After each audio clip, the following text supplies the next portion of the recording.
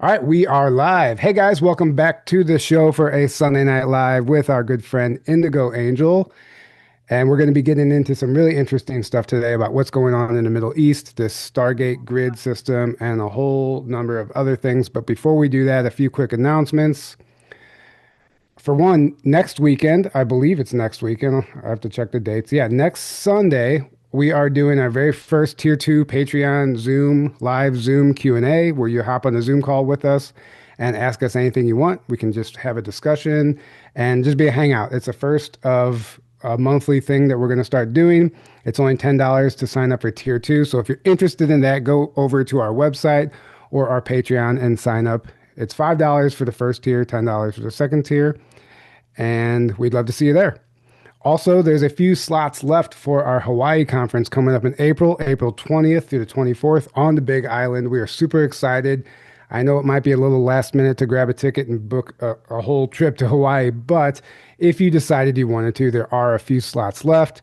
And if you can't make it in person, we have live stream virtual passes for $55, which is a great deal. You can find all of that information at journeytotruth.online. And I think that's it for the announcements right now. So this is Indigo Angel. She's a returning guest. We've had her on the show. Man, I don't remember how long ago it was. I was back in St. Louis. So it's been some time. Year, at least a year Yeah, ago. at least a year. Yeah. Hmm. And she is a planetary grid worker, spiritual teacher. She just had a book series come out, The Guardian Alliance, Grid Work and New Earth Prophecy. How many volumes? There's one or two volumes? There's two volumes. Two volumes. And Yes. from what I understand, it's like 800 pages or something like that. It's a big, hefty Yeah, read. it's actually 1,200 pages. Oh, I was trying to get it down to 850 pages into one volume, but ultimately we just couldn't do it because limitations with the publisher. So yeah, we had to go two volumes. So it's a lot. It's a lot of material to get through. Yeah. yeah, it's like a textbook. It's like a textbook or a history book, I would say. And I believe you base a lot of your research off of Ashiana Dean's work. Is that correct? Yeah, she's definitely one of my teachers, also Lisa Renee as well. Right. Yeah. Yeah. And they're big into the Stargates for one. And that's something I'd love to get into today. And we talk about Stargates a lot. We kind of throw that term around, but I was thinking maybe we can act like our audience or the listener really doesn't understand this Stargate grid, and maybe you could provide a history of, from your understanding, like the history of this Stargate grid and like this hidden global war that's been happening for quite some time over these Stargates, and maybe just Mhm. kind of give like the elevator pitch for like what this whole Stargate grid war is about. Yeah, well, I mean, I was just thinking about that before I came in, actually, and I feel like it's been through my connection to the Guardian Alliance, which has allowed me to understand, my deeper connection to the Stargates overall and how they kind of came into existence. And it has a lot to do with creation and a lot of the original primordial celestial intelligence, interdimensionals, and the soul groups in which, serve the eternal law of one and all of the original covenants that come through. And so there was um, divine treaties that essentially occurred where a lot of these originally angelic primordial souls came to the earth and they actually weaved together the race morphogenetic field and they actually created the Stargate system on the planet. And it was through these acts in which, defined the universal tree of life and all of the elements that went into sustaining the life grid in which supports the Earth, because the Stargate system is ultimately the immune system of the planet. It's living light matrixy network, and it's the access to all multidimensionality in the planet. It's basically the input and the output system of the planet as well. So this is how, cosmic energies are being received. And it's also the seeding development process as well. And many of these stargates are connected to womb gate systems, planetary womb gate architecture that ultimately seeds the planet with the cosmic intelligence, right? So it's a very intricate intelligence system that hosts so much on the planet. It's the living life system. It's the lifeblood of the planet. And so the health of these stargates is very, very imperative. It's extremely important for Earth's survival and all of the beings that exist on this planet, essentially. So, um, you Yeah, know, that's a yeah, wonderful yeah. explanation, and Yeah. it's Yeah. absolutely fascinating. So maybe you can help us understand who exactly, and I think most of our audience, and we have an idea of who is warring over these stargates, but just Mhm. from your Mhm. understanding, who is fighting for these stargates, and maybe even like how was it hijacked? How were they hijacked in the first place? Because I know you've mentioned before in Yeah. previous episodes like black goo and like mimicry, maybe Mhm. shapeshifters and stuff like that. Mhm. Well, this is why what's going on in Iran right now is so important. It's so imperative that we understand that what's occurring on the stage, with all the actors that we see and everything that's playing out. I mean, underneath all of this, what this actually currently is, and it's the war over SS-10. Stargate 10 is probably the most significant Stargate on the planet because it was originally a master gate system that was positioned at Mount Hermon and Mount Carmel and the Temple Mount. It actually created like a holy trinity, um, that carried all the codes from before the first galactic falls on this Earth, ever before there was invasion, Draconian invasion, Anunnaki invasion, all of these things. It was considered like a diamond stargate that transmitted all these very pure white diamond flame codes. And what it contained was the purity of the angelic soul lines on the planet. Like this whole triangulation zone, which was the original SS-10, was the emanation gate of the Seraphim line. So this is really where a lot of like angelic wars occurred, and people might not realize, but there was within the galactic falls. I do feel like the Elohim soul line was somehow invaded by the Draco, and they somehow created that line to fall. So it was like a Draco fallen Elohim line, which ultimately I think is what was the soul monadic structure to the Anunnaki. Somehow that all kind of came in and through.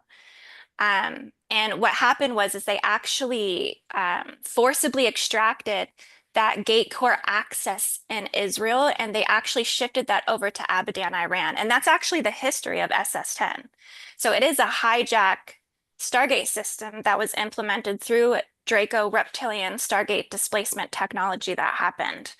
And what they did was they rerouted Abadan, Iran, and they hooked it up into like, the black cube matrices. They also plugged it into the Nibirian wormhole system. So it's one of the ways in which, they tunnel into the planet. They've rerouted and hijacked that through force breeder programs, as SS-10 is the apex of all of the force breeder programs on the planet.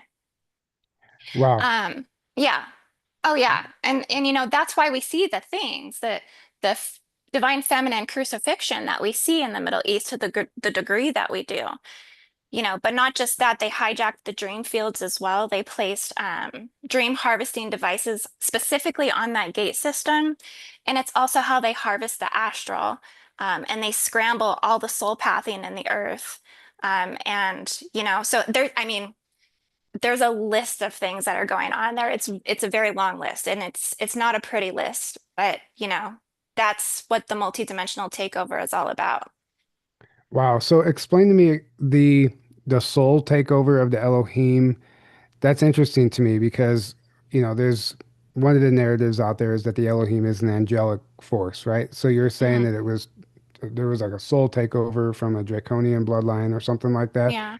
And like, maybe you can help me understand what that looked like. And because some of the material I was just referencing from the Sands of Time books, Aaron, about these resets that happened every 23 to 26,000 years, they kept referring to the people that were creating these resets as the Elohim. And that confused a lot of the Hmm. audience because they thought, oh, I thought the Elohim was this angelic force. So maybe you could provide some clarity there. Well, I do feel that there is a Elohim force that is pure and angelic, and there's also a seraphim angelic force, but I do feel that this is actually an angelic war that happened between Elohim and Seraphim, that it was like a hijacking or a dispossession or a possession over that gate system. Um, this ties into like planetary creation and the coming of the new Earth timelines and the trajectory of Earth and the control over that, because a lot of these, or this particular Stargate system, hooks into something called the Venusian Earth arc. And these are actually points, specifically SS10 is where Venus connects into SS10. Um, so Interesting. I feel like it has to do with planetary warfare and Draco invasion, not only for Earth, but also for Venus as well, because some of the psychic information I've gotten is that Venus actually had to rid themselves of a parasitized Draco infection because they actually hijack certain dimensions within their northern hemisphere. Um, and so somehow, they're using, planetary tunneling technology to access, and that somehow these intelligence forces knew that SS10 was a Venus node. Hence why, you have this connection to ancient Uruk, the Akkadians, the Sumerians, and also Inanna, which ultimately later became Ishtar, which ultimately later was that connection to Venus. And so I think that it was temple desecration, some sort of temple attack that they did, through these devices and tunneling technologies. And ultimately, it was the first Stargate hijack that ever occurred on this Earth or on this planet. Um, Post, separation from Taran timelines and things like this. I think that SS10 was like the original location in which Draco somehow came through. And we know that this is through the Anunnaki. I'm not going to sit here and say that I know the exact events of when that specifically occurred, but I really feel like it has something to do with the Inanna temples and, um, the first civilization of humanity, according to the Sumerian civilization. Wow. Yeah, there's so much there you said I would love to touch on. Yeah. The Venusian part of it is very interesting to me because a lot of research I've been doing, a lot of stuff about Venus has been coming up and I've been covering it.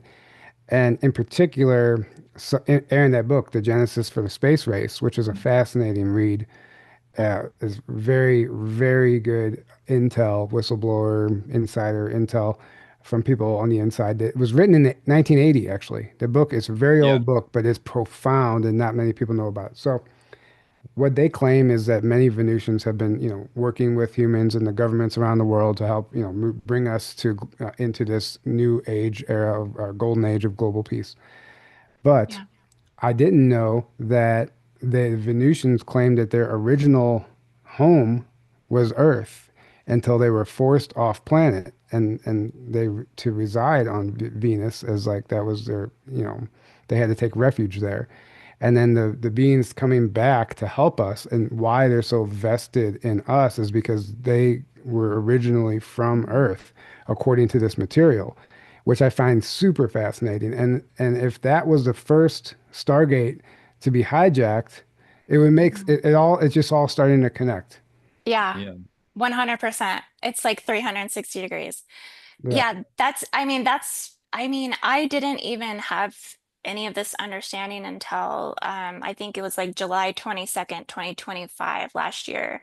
I got this massive download, which was basically like this whole Venusian Mintaka Accord that came through, that kind of gave me all this information of how there was going to be a full rehabilitation of SS10 during a 2025 to 2044 window in which they're calling like a Guardian Earth quarantine, where they're going to be transferring.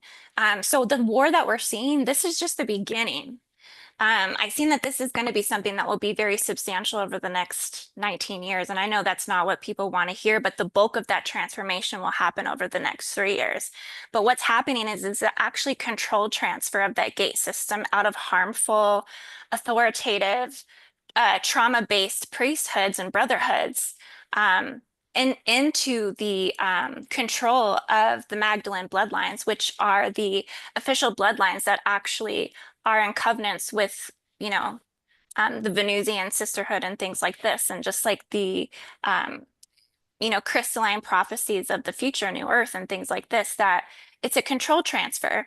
And why that has to happen too is because of the imbalance of what is happening on Earth as well when it comes to the oppression of women specifically in that region, that they are at the extreme, radicalized end of those forced breeder programs to the point that it's complete divine feminine desecration. And so that ball is going to essentially shift, right? And that the Middle East in the future will actually be like a divine, more of a matriarch or more of a divine feminine controlled node Stargate transfer will ultimately happen.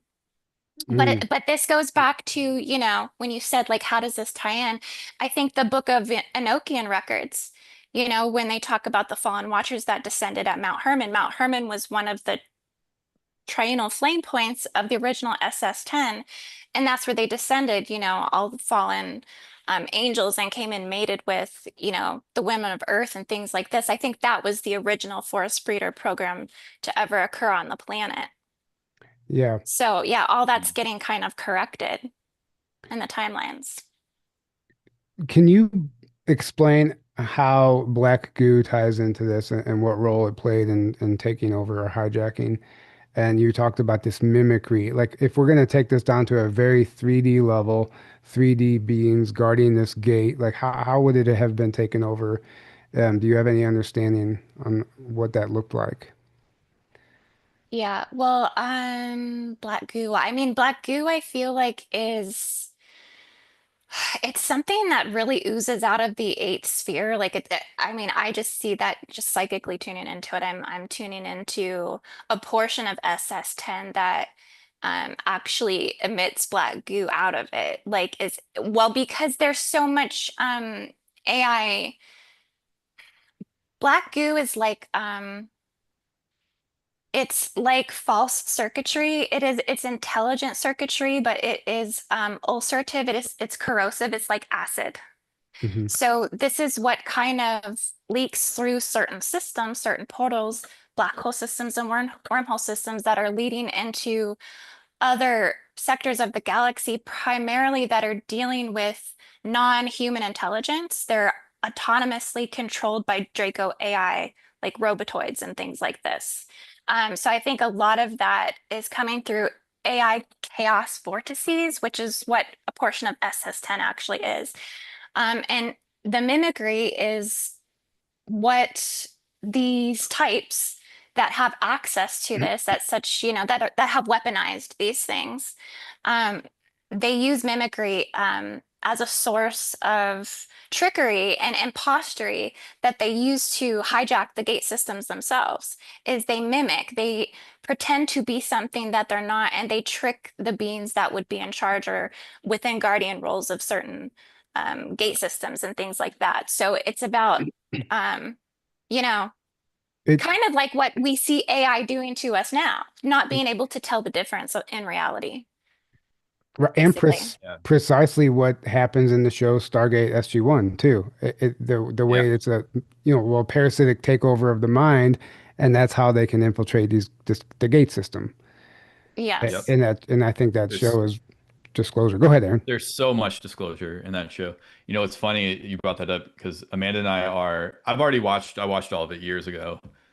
And we started watching it like 3 years ago, and then we got distracted on season one, and she's forgotten everything. So I'm like rewatching it with her right now. We just got into season two, and I like I mean, I knew there was a ton of disclosure, but it's amazing to me like rewatching it. I'm like, oh my gosh, there's so much disclosure Right. in this Mhm. show. It's so densely, Yeah.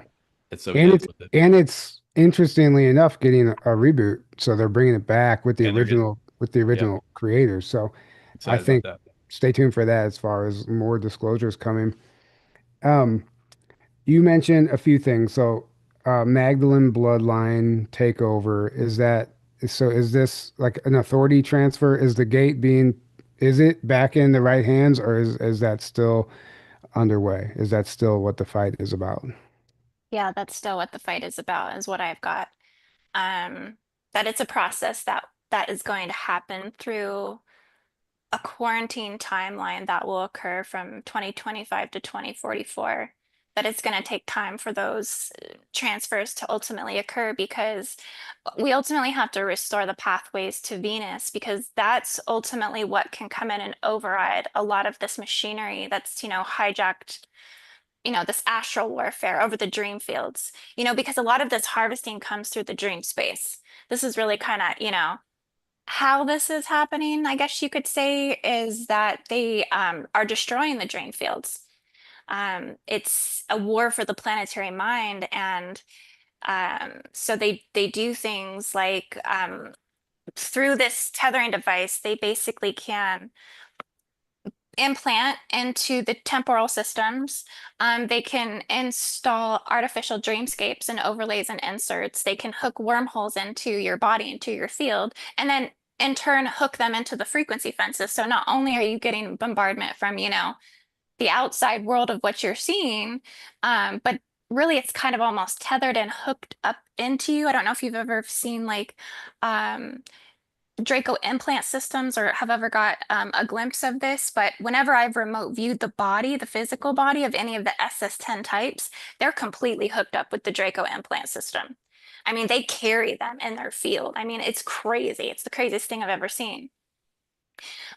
So yeah, they have tracker tags. They can measure your cortisol in the body. So if you have cortisol, let's say they install like a bad dream that they're running like a harvest cycle.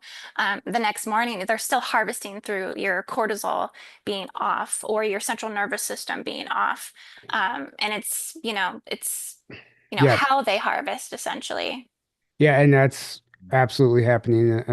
And I know some people that I believe even I experience this stuff. And I've the dream warfare is what I call it. It's been a very prominent thing in my awakening and through my journey. But I Yeah. appreciate what you're bringing to the table because that all resonates with me. But how do you override that? How does somebody break free from that if you are being harvested, if they are doing that to your cortisol levels? Yeah, that's a really, really good question. It's being aware of, what's happening on Earth, this multidimensional warfare that we're all experiencing, that it's a shared experience, and we do have to override it, with understanding our telepathy and our telekinetic abilities and what we're becoming, those of us that are on the ascension pathway to fundamentally make your mission work a priority, because you are being called into mission for a reason, and you are meant to, we dream the future together. That's how we create it. Hmm. So Yeah. we need to learn how to dream together a future that is dissolving and diminishing the strongholds of these things. Mm. Maybe it requires some sort of dream meditation, inner resilience, warrior strength building technology, because, here at the end of the day, I think we're all going to be battling glimpses of that, um, to some degree. I don't think it's something we can completely escape, because we all haven't figured out how to escape the simulation, and we're all a part of the same soul path and soul collective, and that, you know, um, we're only as strong as our like weakest, you know, Right. attuned angelic soul on the planet. So, I mean, yeah, we have to strengthen each other, and we have to build our collective group think abilities. That's how we overcome it. Yeah. Right. Yeah, absolutely. Thank you for that. That's an amazing advice because this is energetic warfare, right? This isn't just something that you can maybe you could just sit down and do a meditation and lift yourself out of it, but they're going to keep coming back. So like Yeah. it's important to understand like we have to like do what you said, collectively unite and override it that way. Yeah.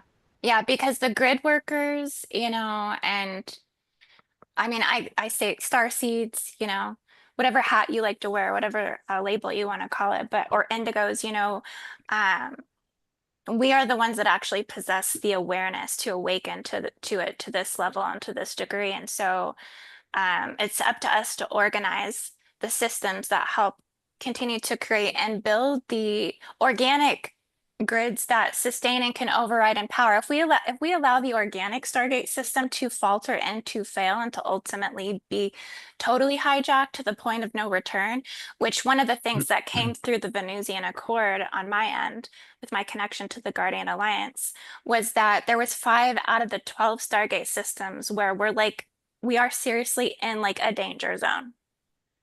Five Hmm. out of the 12 have been ultimately hijacked on the planet, and and there's others that are just not even doing that well. So, that means that, and I don't like to put it this, brutally, but if the Stargate system fails, the Earth dies, basically. Right.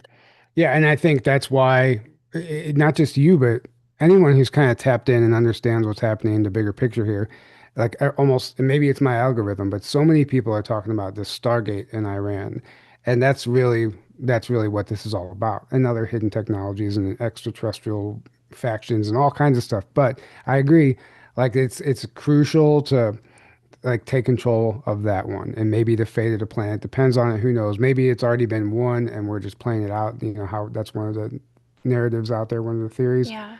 But I've also heard that from a number of people that these gates can actually move and change locations. And I don't know what is if that's just due to like pole shifts or just, the delay line slightly shifting electromagnetic, shifts. I mean, I don't know. What do you see? Is that true?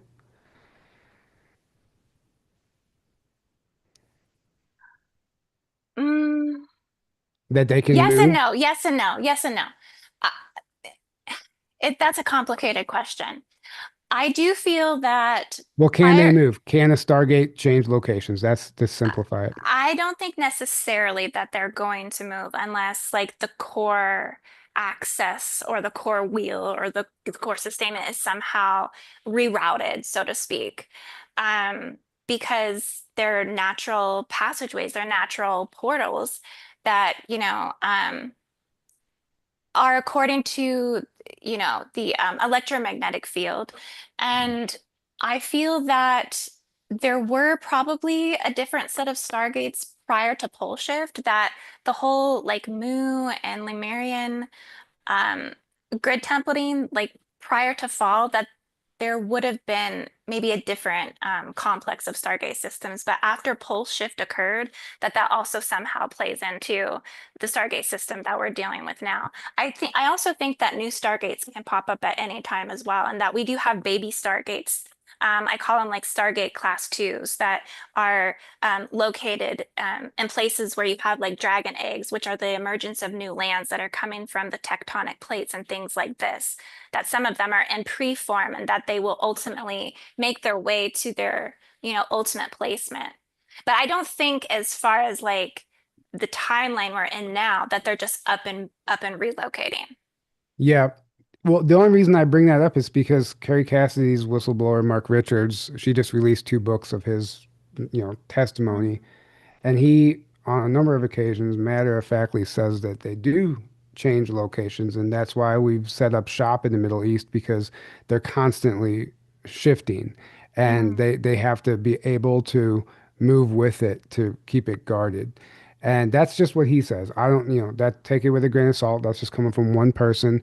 But he says it so matter-of-factly, and he brought it up a number of times. And he couldn't like he in fact he emphasized it. He's like, they literally can move, and they don't know where it's going to jump to, but they have technology that can help them identify where it's shifted to, and it could be up high in the mountain range somewhere, like it could be anywhere. mhm. So Well, I wonder about that because I feel like there's different classifications of portals, vortexes, and gateways. How do they know that they're actually reading Stargate energy? How do they know that they're not just yeah, tapping into a Shambhala portal or a solar zone, like where you have a solar sun disk or a location that's being primed for a future golden light city? You know what I mean? Like, there's a mm, lot of different holographic architecture, and so I would have to probably, read into his work a little bit and apply what I've yeah, also learned to it, you know what I mean? But right, yeah. I'm not trying to challenge yeah. what you're saying. I just was curious of what your thought about that. And also, you just said something that really piqued my interest. So you said, well, a solar gate or whatever can prime an area for a future city, like a light city or something. Can you explain that a little more? So like these, just explain that, please. Yeah, well, we have, well, and this is okay, so back it up just a little bit. We have things called timeline grid models that hold up different light matrices that hold up different timelines in the planet as well. And a lot of the current stargates that we have on the planet, they're holding um, particular light matrices that are actually holding the divine, holy, organic, spiritual blueprints in the planet. And a lot of the prophecy narratives have been very consistent, I would say, over the last 6,000 years on this planet, like specific prophecies, especially pertaining to the Americas and the activation of the Americas and how significant the Americas are to the direction of the new Earth and where we're going in the future, and also the influence over the rest of the world. That really hasn't changed. And because of that reason, that's another reason that's signaling to me that maybe things haven't shifted because a lot of those prophecies are still intact, which Right. are the prophecies themselves are connected to the timeline models, and the timeline models are connected to those solar sun disks, which are like radioactive solar logos plasma, basically that are, preform that will build the, auric, the astral, and the etheric structures that will, call forth and allow those golden cities to manifest Hmm. in the timeline, essentially. So, I mean, if you've ever gotten into any of Laurie Adele Toy's work, it's some of the most amazing, like future prophecy um, work that I've ever really come across. She talks and prophesies there will be a coming of 51 golden light cities that will emerge. And so she has a lot of like geometric structures that she's kind of aligned up with how those are stacking and how those are building in the land. But I feel that ultimately what predisposes them is these solar sun disks that activated according to the strength of the crystalline matrix and the crystal veins in the earth, and that they compose themselves, and then the golden light cities build themselves upon that. And And in the Americas, I mean, there's lots of these in a lot of sacred locations. yeah, like over here in Sedona, Arizona, where I'm at, there seems to be that's a very prominent energy over here. I've tapped into that over in Chaco Canyon. New Mexico, I literally took a picture at sunset and caught what looks like a floating city. I mean, for lack of a better term, but it is in another dimension. So I think we're getting glimpses of that happening in these in certain regions. And Aaron, did you have any questions before we move on to something else I No, have this here? is amazing. This is fascinating. It Yeah. really is. Yeah. So But yeah, I think speaking of like you got that picture of what looked like a floating city. I've seen many other people get similar things where they're like, "Whoa, what is this in this picture? It looks like something in a different dimension, almost like phasing in." right. And I think we're going to see more and more of that moving into the future where Yeah. things that used to be completely out of phase of our dimension are going to start like merging in a Yeah. sense. Is Hmm. that accurate, do you think? Yeah. I mean, what, yeah, because well, especially through the golden light city zones. I mean, because it's like we're bringing the 144 dimensional, like we're getting glimpses of it coming in, I guess you could Hmm. say. Um, I mean, for those that are able to access that and can timeline Earth, Earth dimensions basically, because most of the collective is kind of stuck under the fourth dimensional Earth body. And then there's also quarantines around that and blah, blah, blah, blah. So it's like you really have to go. I think we actually talked about this last time I came on your show and I was showing out the different Mm. dimensional Earths and, Yeah. quantum jumping. Yeah. Yeah, that's right. But I think, yeah, a lot of that comes from the future in a way. It's like we're supposed to have cathedrals of learning. Um, even celestial star civilizations are meant to anchor in, Hmm. from Andromeda, from Lyra. I mean, this is the pre-templates for that are actually in the star forts themselves. The star forts are the geometries that are already here that have given us like the hidden keys to those technologies and how to actually start to build those cities and things like that. But what I've seen is that in the future, things will be constructed out of something called bioplasma or bioplastic. And it's where the even the structures of what we build with will be moldable telepathically. So the plastic will be moldable to like our emotions and our astral body, and the structures will hold according to that as well. That's how Right. telepathic will be then. Yeah, and well, bioplasma is essentially what we are. And like Mhm. bio is like organic biology, right? And then plasma is essentially the ether, but it's like it's just human organic energy that makes up a physical form. So something Mm. that make like the same bioplasma that comprises us will comprise these new structures. Yeah. And yeah, that makes perfect sense. Or You bioplastic as well. There would be okay. like plastic, plasma and plastic. Like it will be like, one and the same somehow, some way. Yeah, Um, it'll be interesting. yeah. I mean, it's only Yeah. inevitable that we have some sort of new building material because what we got now ain't working. I know, Uh, right? Yeah.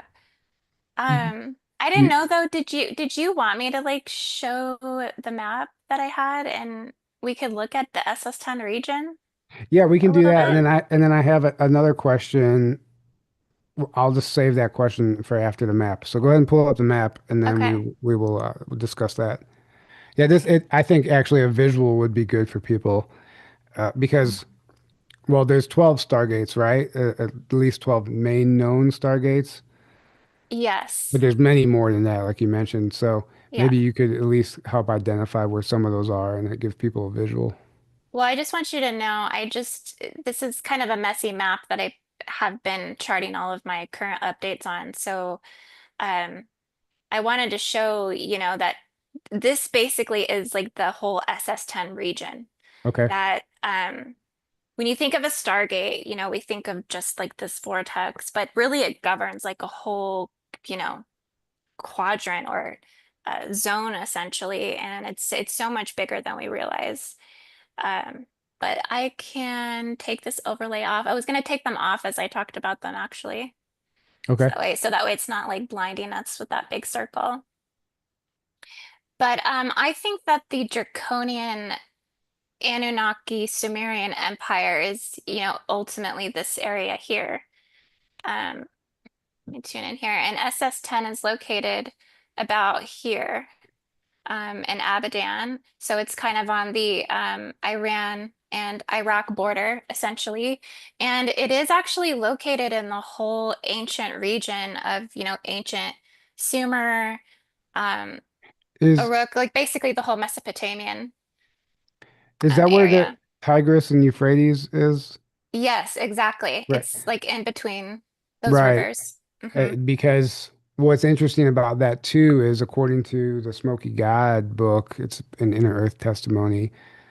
They claim that so on the inside of the planet, right there is where the original Garden of Eden was or is still.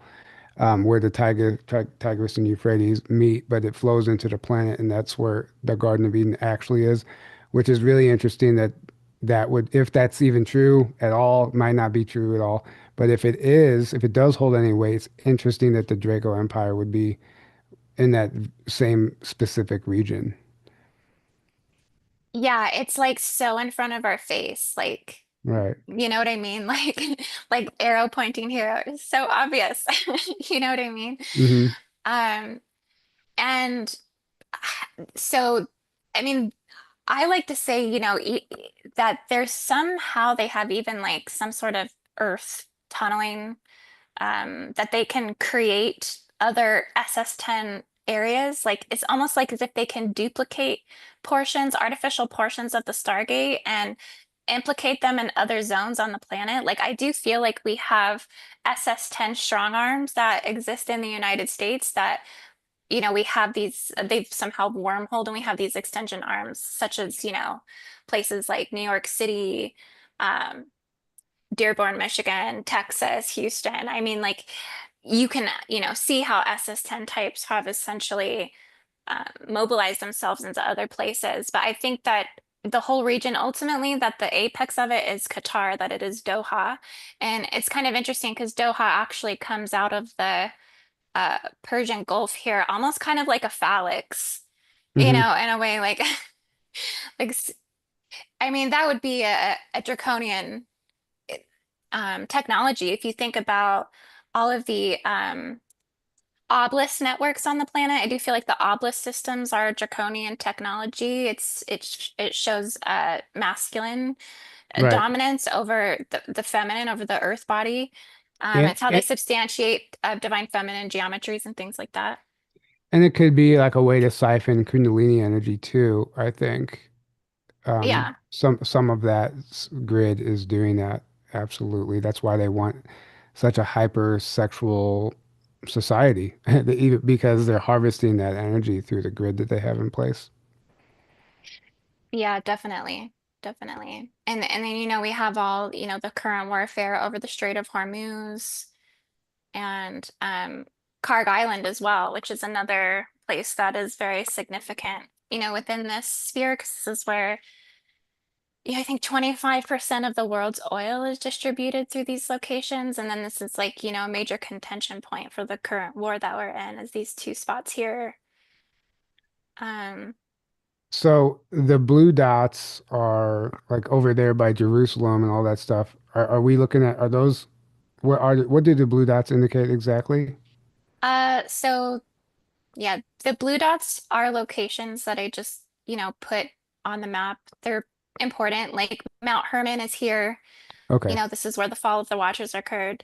This is the Mount Carmel. This is where the Archangel Michael ley line ties into Mount Carmel specifically. And then you also have the Temple Mount, which, all the prophecy that's behind that. I do feel like the Temple Mount is a solar Melchizedek Logos vortex, um, that's anchoring all of that fallen Elohim energy into it. But I think it's running both. It's running both, systems, fallen and non-fallen. But I think that this triangulation here was the original SS10 location. And what's interesting about that is you have Andromeda's rock over here that's on the outside of Tel Aviv as well. And I feel like that's significant because, Andromeda ties into the original SS10 structures and things like this. And so I think it just adds another element to like verifying or proving that this was So, the original location of it. so what is Andromeda Rock? Is that like a known structure? Is that What well I known? got is that Andromeda's rock is actually a rock that came to Earth from Andromeda. Okay. Yeah, Is but it is this it is it something known, or is that something that you channeled? this is something I channeled. This is in my Okay. book. Yeah, a Okay. lot of this information is in my book, The Guardian Alliance Gridwork and New Earth Prophecy. I talk all about this stuff. Yeah, I mean, another thing I think is significant about this area too is you have, Göbekli Tepe up here. Um, this is Giza pyramids. And then you have Abadan, Iran, SS10, which this is SS4, this is SS10. And then you also have the Kaaba, which I feel like is a Draco hive. It's a Arabian vortex ring, and it generates like satanic and Saturnian death cult spheres within the planet that ultimately connect into the spike matrix in the planet, which is kind of like this Saturnian cube that rotates inside of the planet, and it basically harvests from this location. And I do feel like the rock outside of the Kaaba, that's the draconian kryptonite rock that actually came from Thuban in Draco, is what they're worshiping. Oh, really interesting. It's interesting to me too. I mean, that obviously makes a cross. It reminds me of a Templar cross right away. And I just wonder if there's Right? This significance. makes a Yeah. perfect cross, a Yeah. perfect cross. What I think this is, what I've got is that Göbekli Tepe was the oldest, most ancient indigo stargate on the planet. This is where all the most ancient angelic souls ultimately use this pathway and passageway to come in and seed this earth, and that Draco harvested and hijacked SS4, SS10, and the Kaaba uh, vortex ring down there in Mecca, so that these three major gate systems are all fallen under draconian rule. And this one is currently not under draconian rule. This is under Guardian authority and Göbekli Tepe. But yeah, so I mean, three out of the four major planetary crosses gate systems Yeah. would be hijacked. Yeah, Yeah. I'm gonna read something here from Carrie Cassidy's book with Mark Richards. I just had it pulled up talking about Göbekli Tepe and the gate system. Um, well, I'm just gonna read from the page that's open. Nearly undisturbed gate system, a system of stargates, and that there are carvings of various pillars. Okay, I see. Never mind. Um, Okay, he's talking about Göbekli Tepe. He said it was once buried 1,000 years ago by the humans. He said that it might be buried up again in the near future, and if that happens, humanity will be set back significantly. He said he wanted to make very clear that Göbekli Tepe is a gate complex, not a temple, and that they are active gates leading to multiple on and off planet destinations and homeworlds of various races. He said that the governments and the New World Order do not want people to know about this place, and that there are many other important ancient sites in Turkey that they would like to destroy or hit or remain hidden that contain a great deal of important knowledge for humanity. And Yeah. to me, it just goes hand in hand with what you're saying, and that's why I think Göbekli Tepe is getting the treatment that it's getting. You know, they build that big pavilion over it, and they, basically destroy it. They plant the olive trees, which are protected, so you can't dig Hmm. up there. And They there's this whole they stopped excavating it at like 5%, and then they right. did all that. Yeah. So Yeah, very so if it's an active Yeah. gate system, which the show The Gift, if anyone's familiar with that show, The Gift, Um, great it's show. it's all about the Stargate and Göbekli Tepe. They discover this portal there, and it takes them to these other timelines, and it's actually a really good show. So I think there's more significance up there, and that they've been covering up for quite some time. And that just a little side note there, while that was on my mind. Yeah. It's like that. No, that's amazing what you just brought in. Like, thanks for tying that in because yeah, it just helps back all this up. Because sometimes I do feel like I'm just pulling this like out of like, where do you have to verify any of this, you know? Right. Um, I've seen that Göbekli Tepe's most strongest connection would be through the Cygnus system. And so it's holding like high double diamond star codes. It's holding high double diamond celestial flame codes. It's containing the swan sphere as well, and also has to do with like, death and rebirth on this planet and like the reincarnation, holding up the higher holy angelic spheres that dictate reincarnation and evolution of the soul, and things like this. And so I think this ties in directly to this whole planetary cross ties into the Cygnusian cross in the diamond nano liquid of the Milky Way. Interesting. So, okay, I have are you done with the map right now, or do we have Yeah, more to yeah, go sure. over here? Well, there was a couple other things. Sure. I do feel like, yeah, all these horrible things are happening in Iran, like it's being bombed to hell and all of these things. But I do feel like there's an underlying like organic grid of other particular locations that would be helping the evolution of this as well. Like you have Mount Damavand, which is also a volcano, and it's holding like a 12th dimensional shield. I've kind of predicted that maybe like over the next 5 years or something like this, that volcano will eventually erupt and that it's going to bring transformation to Tehran. But there's, these guardian systems all working together to bring forth transformation. Yeah, that actually kind of brings me to what my next question was going to be about volcanoes, because I saw you recently were talking about Pele awakening and volcanoes erupting worldwide, and we're getting ready to go to Hawaii in April. Mm. Obviously, Pele is protector of that land, our guardian of that land. So, what are you seeing right now happening with Pele and these volcanoes? Well, Pele's like she's like the queen volcano on the planet. Which island are you guys going to? The Big Island, Okay. so the biggest one. Yeah. Yeah. Yeah. Is Kilauea on the biggest island? Which island is Kilauea on? I'm not sure. Somebody's probably screaming in the chat right now. I don't know much of Uh, Let me check. Hold on. But yeah, so Kona in particular is where we're going on the Big Island, and that would be on the southern tip of it. But I'm not sure. We will be going to Yeah, Volcano. Kilauea is on the Big Island. Okay, Okay. and so we will be going up to Volcano National Park and experiencing that energy while we're there. So Yeah. if anybody wants to join us, I would just say to be very, be prepared to be very humbled. I would say Pele's spirit is one of many lessons. Like she's here to teach lessons. She's here to kind of hold the like the red light or the green light when it comes to planetary transformation and destruction. And she's been in a constant state of eruption for quite some time.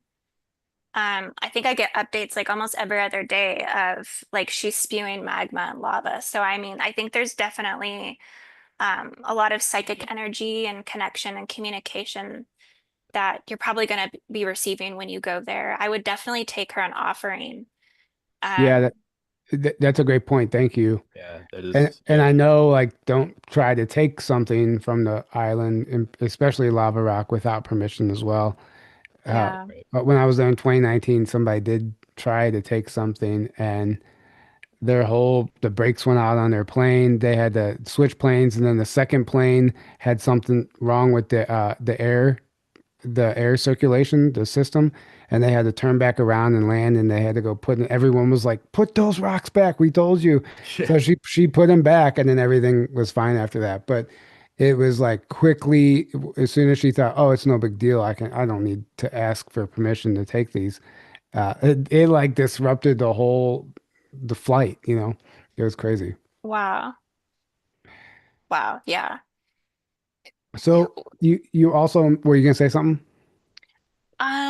Just I believe Pele is like a guardian, like she's a guardian of this planet, Yeah. you know. And I think, she's like somehow in connection with all other volcanoes on the planet and is governing the Ring of Fire, the Pacific Ring of Fire. Mm. And yeah, it's so big. I'm very excited for you. That's gonna be amazing. You're going there. Yeah, thank you. Yeah. It's Thank you. I'm we're excited. super excited about it. And you also titled one of your recent videos, "The Dragon Body of Mu is Rising." Mm. Can you elaborate on that? And is that tied in with Lumeria? Is that what is Yeah, yeah, it's okay? definitely tied in with Pele's energy. I consider that a dragon node for sure. Um, well, this is what I when we were talking about the Stargate systems.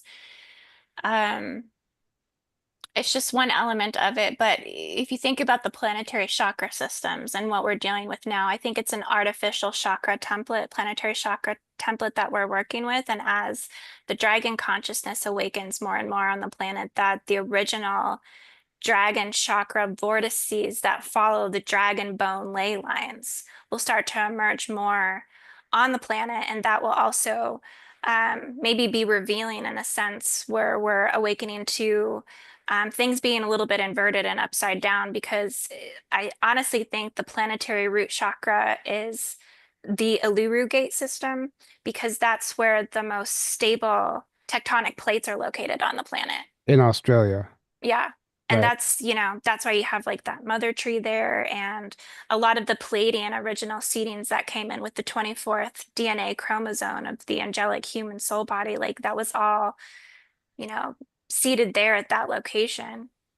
And that's why you have the preservation of the natives and the Anangus like you do there as well.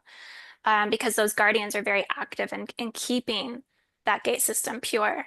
So I think that's the root, and that the apex is ultimately up in Greenland. That Greenland would be the crown node ultimately, but then like uh, So, California would be like the third eye.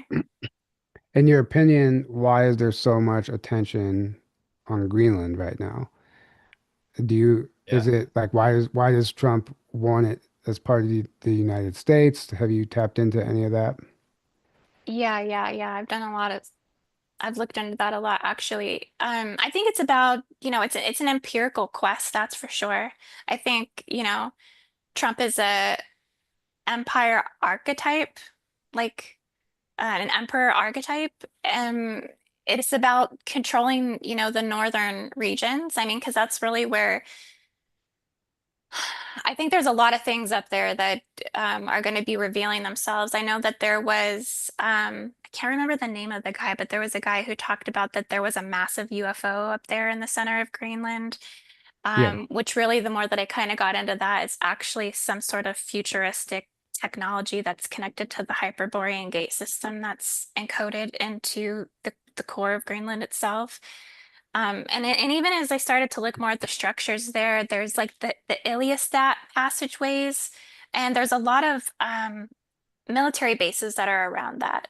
Hmm. And a lot of those access points through the broken up glaciers are actually time portals and time vectors and things like this. So, I mean, it could be the opening to beyond the ice wall. It could be where they can gain access to the uh, pole manipulation, things like this. I mean, there's reasons why the Nazis were some of the first groups to actually go up there in quest to discover what is up in Greenland. And Right.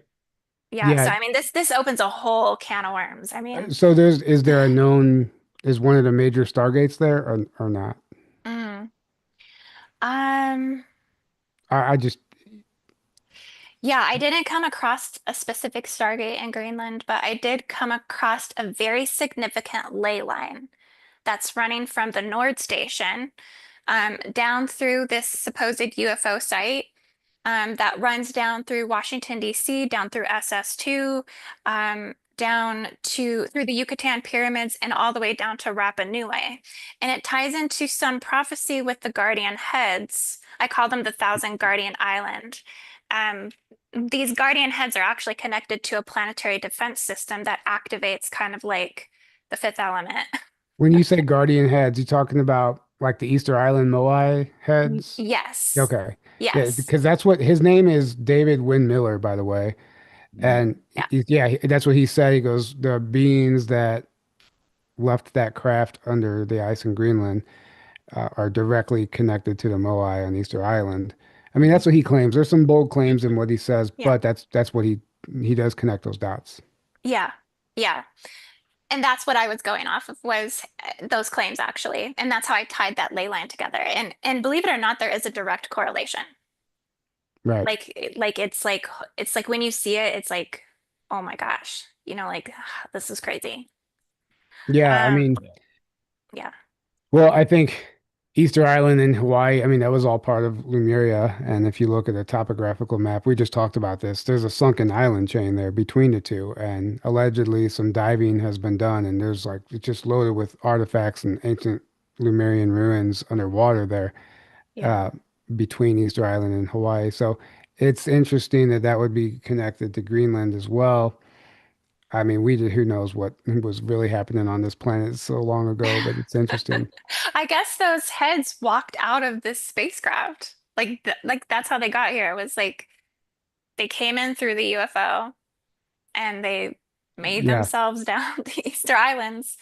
Um, which seems so like, hard to fathom. Yeah. compute that, but yeah, but I guess that's the story of it is that they came in through this ship. Hmm. Yeah, very fascinating. Um, that's it for my notes. Did you have any questions, Aaron? Or Indigo, did you want to take this anywhere else? Anything else that you wanted to bring up while we're here today? No, I feel like we really got to cover a lot of it actually. So yeah, thanks for being so thorough and like welcoming and stuff for having me on your channel. And thank you, Aaron, as well. It's a lot of Yeah. fun. Thank Yeah, you. thank you for bringing Amazing. your expertise to the table. I mean, you understand this at a depth that I'll never quite understand it, I don't believe, but we appreciate what you're doing and what you're bringing to the table. And I have not read your book, but I would encourage everyone to grab it because if it's anything like what you just shared today, I can only imagine that you only scratched the surface of what's in the book. And Yeah. maybe you can let the audience know kind of what the book is, what is in the book that, you felt so necessary that you'd like to share with everyone. Yeah, well, thank you for that. It's been such a journey. The book is definitely the last 10 years of my life's work.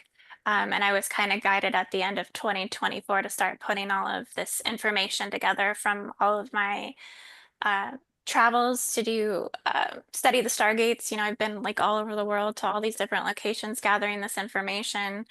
And then in 2025, I also got really sick and my gallbladder went bad. So I was like sick in bed for like 8 months out of Mm, 2025. So I really just had no choice but to really buckle down and put this together. And I was under such extreme pain at the time that I was having and I've always like been connected to the information, but I never had like direct contact with beings from the Guardian Alliance specifically. And during the actual like writing of this through 2025, I was having um, so much contact with the Guardian Tribunal councils from the Mintakan system. Actually, there was a being that came forward and like would give me a lot of these like transmissions and accords that came through. So it was just so powerful. And I think, anyone who reads the book, like they're gonna get the direct downloads of this information, which is pertinent to the time cycles that we're in now. And so yeah, it like ties everything in and correlates everything and brings like a lot of greater understanding to the course correction that we're on over the next 20 years. yeah, yeah, I appreciate that. And when you say the Mintakan system, is that Mintaka in Orion? Like in Yes, Orion's belt? yes. Okay. Mhm. That was what they showed me was Guardian Alliance headquarters was the Mintakan system. That it was surrounded in like it's a blue diamond citadel. Um, and it's basically a diplomatic council that many beings come to organize and essentially make contact with beings here on Earth. But it is the only preserved location in the Orion system that isn't actually like hijacked or taken over or tampered, and it's being preserved for a reason. Yeah, I've heard the same thing. It's still healthy. Somebody asked if you can hold up a copy of your book. Do you have a physical copy with you? I don't have a physical copy with me. I'm Uh, actually still waiting for it to come in the mail. My personal physical copy, but people who've ordered have already received it. So I've been getting pictures and things like this. so people get it before you did. People have gotten it before me. Yeah, it's What unbelievable. what's the name of the book? It's the Guardian Alliance Gridwork and New Earth Prophecy, Volume 1, Planetary Architecture, and Volume 2 is Planetary Stewardship. So are they two separate books then? Yeah, two separate books. The first one is 570 pages, full premium color Wow. print, like um, graphics, charts, um, grid templates. I mean, it's pretty extensive. And the second one is 710 pages. Wow. 340 of that is continued chapters, but the rest of it is like study manual and material. Like it has the glossary, it has the index, it has the appendix, and just everything that someone would need to actually study Ascension terminology and the New Earth lexicon. Because that was one of the things I was shown that I needed to do was help people to interpret like the New Earth languages and like the evolution of how we're going to communicate this language. So, Yeah. so the study material is very, very important to the whole book. Yeah, that's wonderful. Thank you for doing that. And I Yeah, guess that's I suppose I'll have to grab a copy. And I'm sorry I have not done that yet. So they're available on your website? Are they on Amazon? hmm How can people get them? Yeah, it just got enabled for distribution on Amazon and Kindle. But the best place to get it is through my website because I'm offering the biggest discount that I can through my website for everyone because distribution retail price is very, very high because it's such a high cost to make this book. That you'll get a better deal coming to my website. Right. Awesome. Yeah, And then your web, IndigoAngel222.com. and I do have that linked below in the description. And yeah, I'm just looking at the chat here really quick. Don't see any other questions. Um, thank you for coming on today. Thank you yeah, thank you. for joining us. Thank you for sharing all that amazing information. And is there anything that you would like to leave us with? Any final words, any announcements, anything you have coming up before we wrap up? Yeah, no, thank you for having me on. This was so much fun. Like, I really appreciated this. And just that I am considered going to the Rise of the Guardians conference. I haven't like locked it in 100%, but I've been, really thinking Nice. about it. So I might be going there and having a speaker spot there. So that will be really exciting for Great. me. Yeah, that's Yeah. right here in my backyard. So it might be Yeah, and you cool. ended up moving to Sedona. I thought, was it between Sedona and Florida? I Yeah, it thought. was. Okay. Yeah. Yeah, I got strongly led here for a number of reasons, and I understand why now that I'm here. It's a very special place. Yeah. That's awesome. Well, you look hmm like you have a tan going on, so, I maybe it's Oh yeah. Sedona tan. the high every day this coming week is like in the 90s. So I mean, it's already very hot here. So it's hot and sunny already, and so might as well. Opposite of that where I'm at. Right. I'm jealous. And I love being out in the sun. So I might be even darker by the time you see me. Um, But yeah, thank you so much for being here, everyone in the chat. Thank you for joining us. We can't do this without you. We appreciate your support. If you're interested in joining us in Hawaii, go to our website, journeytotruth.online. If you're interested in our new Secret Space Program documentary, it is available on our Patreon for now, and it's on its way to streaming platforms, and we'll keep you updated when we have more information about that. But you can find the link to the documentary on our website as well. Everything we do on our website, journeytotruth.online. And don't forget, if you would like to join tier 2 of our Patreon, next Sunday we are doing our very first live Zoom Q&A, so you can come and hang out with us, and we'll have a good time shooting the shit and just talking about whatever comes up. And you guys can ask us whatever you want; it'll be fun. And make sure you go check out Indigo Angel's website, check out her book and everything she's doing. Some amazing work, some profound revelations coming through right now. And thank you for helping us understand what is actually happening in the Middle East and around the world. And that being said, I guess we will wrap this up. Good night, everybody. We love you. And until next time, have a great evening. All right. We are officially.